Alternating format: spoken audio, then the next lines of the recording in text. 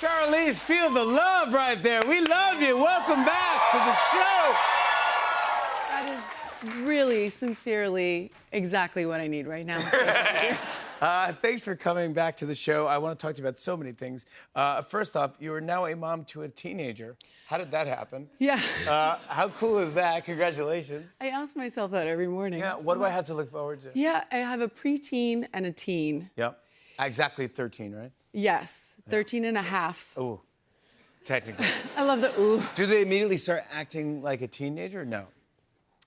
I feel like they do. Like, I feel like my oldest, it was more subtle, but my 10-year-old, it was like she went from one day just like hanging on to me like mama, and then the next morning I walked into her room and I was like, good, and she was like, Ma! Why are you here? Really? Yeah, and I was like, I'm waking you up for school. I was like, no! Get out, Mom. We'll be down soon, Mom. Like, what happened to you? You're like overnight just turned into a monster. And no matter what I say, it's like I call her. I'm like, why are you dancing? She's like, Is it because because I think just everything's starting. it's all starting? It's all Yeah, happening. it's like it's just too much. Like And everything is just I'm keeping up. Mine was a little bit smaller. Mine's 11 and 10. Oh, get ready. Really? Do they teach you new words or phrases? Oh my! Does this happen to you? I mean, it's insane. I'm learning a couple of things. Yeah. They The Boo Boo doll was big. I didn't know what that was. Yeah, I don't even know if they use that anymore. No, yeah. That's the problem. You learn it and then they don't use it anymore. Like Riz, they don't use anymore. Oh no, Riz is. Riz is done now. You Riz can't is say done. you can't say Riz. Mom, don't say that. I'm like, okay, you just said it yesterday. I think they can say it. My favorite was the other day. She said, this is what I thought she said. She said, I thought she said, you're eating your face or something. And I was like, what? She's like, that means your face looks good. But And then- but it's really. Wait, you mean like your face ate, or your face is Eating. eating. Yes, Yeah. and your makeup is eating down. Face is eating, and your makeup is, and Yes. it's all good. Yes, And I that's was great like, things. It's all you good. want your face to be eating. Yeah, and you want your makeup eating down. Yeah, I did not know that. Yeah. How about? Do you bring them to concerts? Do you? Yeah. I saw that you and Dua Lipa were hanging out. That's what I'm talking Yeah. about. I love Dua Lipa. She's so cool. She is the coolest. Yeah, she's really This is cool. your daughter doing a cartwheel, by the way, backstage at Dua Lipa. I had to show that picture as well. Now, who? You see, yeah, she's upside down, Yeah. and we're making eye contact, and she's like, Yeah, no. that's what I'm getting. Who brought who to see Dua Lipa? I was shooting a film out in Australia. They came out for spring break, and she just happened to be there. And it's something that we all like to do. Yeah, I we don't all know. like- Yeah, it's like you're Our trying house to loves find. Dua Lipa, yeah. Yeah, you're trying to find things that you can mutually, right? Do you try to sneak in some older songs and music? Oh my God, it's impossible. In the morning when I drive them to school, they do this thing where they're like, they're DJing and they hand the phone over and over, like my turn, and it's fun. It's really fun. Yeah. But every once in a while, yeah, I'd be like, this band is called Radiohead. And they'd be like, Yeah. why is nobody singing? I'm like, it's called instrumental. And they're just like, I don't can we get move this." on, please? Yeah. Yeah, and then, Tom York starts singing. They're like, that's not singing. And I'm like, this is like the greatest band that ever existed. Ever. I also want to tell you, you were great in the studio. Oh, thank you. If you haven't seen this, that's one of the best shows on television. Everyone was great, but you crushed it. You're in a scene with Martin Scorsese. Yeah, how insane. What was that like, acting with? Normally he directs people. He's Yeah, not I didn't believe Seth at first. I was like, who's playing Martin? And he's like, no, Martin is coming. I was like, what? You got Martin Scorsese to like play himself? And then I met him on the day. Seth Rogen don't do that, right? Yeah. I don't know what, he must have something on him.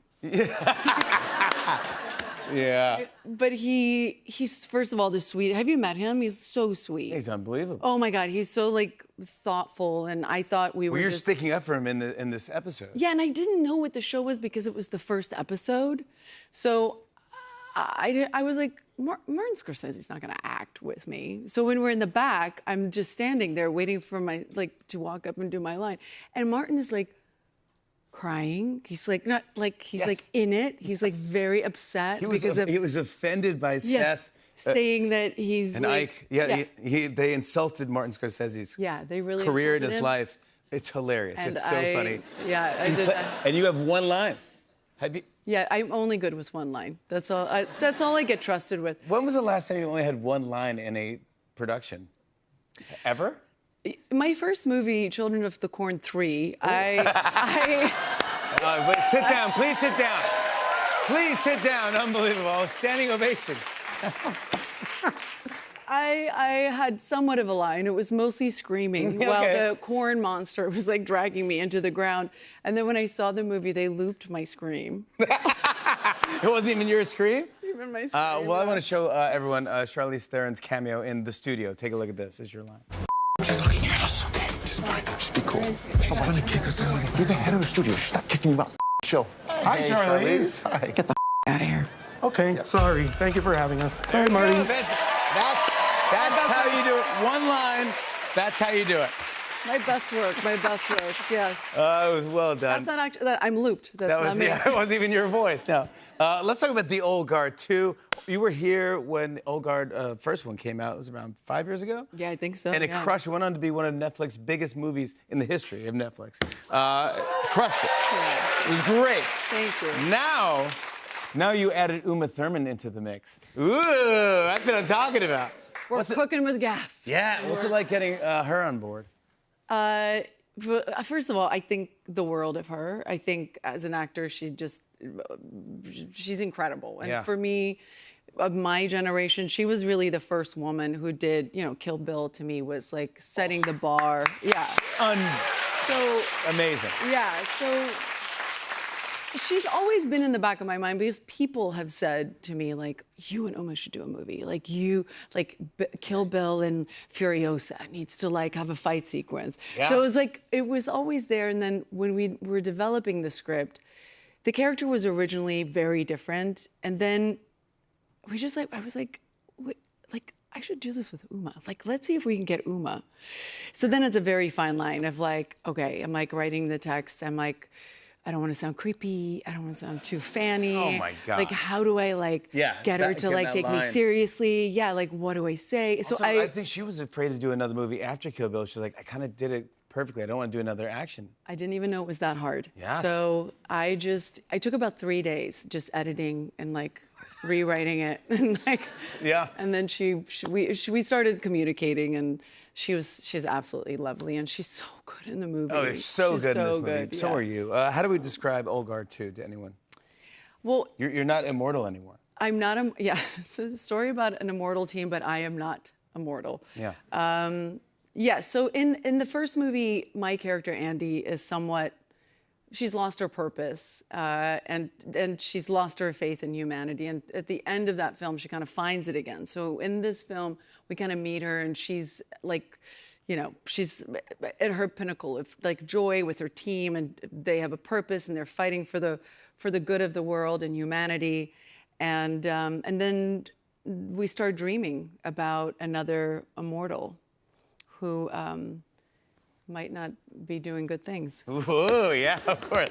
You got to get it back. All right, I want to show a clip. Here's Charlize Theron in The Old Guard 2. Take a look at this.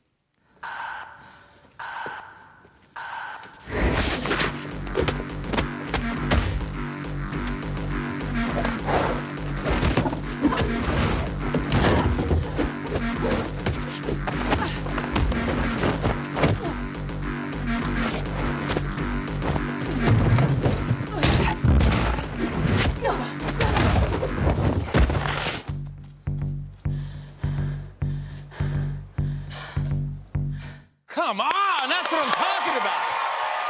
Charlize Theron, everybody, The Old Guard 2 begins streaming on Netflix July 2nd.